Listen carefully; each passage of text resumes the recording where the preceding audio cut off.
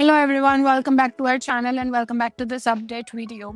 This is about the OpenAI and Microsoft and how there's a restructuring on the horizon. OpenAI has taken a major step towards reshaping its future. The company has signed a non-binding agreement with Microsoft, its largest backer, that could actually unlock a restructuring into a for-profit entity and eventually pave way for an IPO. A couple of highlights that we wanted to share with you are, first and foremost, that the non-profit parent will retain the equity stake worth at least $100 billion, that is 20 to 30% ownership at a $500 billion valuation.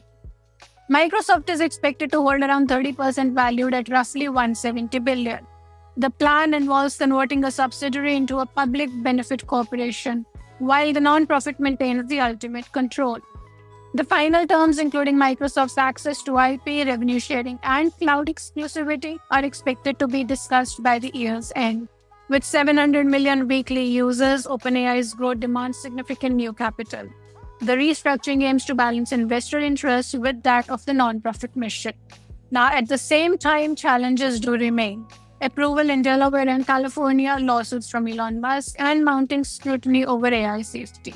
This marks another inflection point in the ongoing story of AI, where governance, capital, and mission must align for sustainable growth. The OpenAI and Microsoft restructuring deal represents a watershed moment for the tech industry that extends far beyond a single company's IPO ambition. At a staggering $500 billion valuation, OpenAI is now worth more than most S&P 500 companies, with Microsoft securing a $170 billion stake that fundamentally alters the competitive landscape in enterprise AI. This is not just about ChatGPT going public. It's about Microsoft gaining exclusive access to most valuable AI infrastructure while creating a vertically integrated stack from chips to cloud to models that put immense pressure on Google, Amazon, and Meta to respond.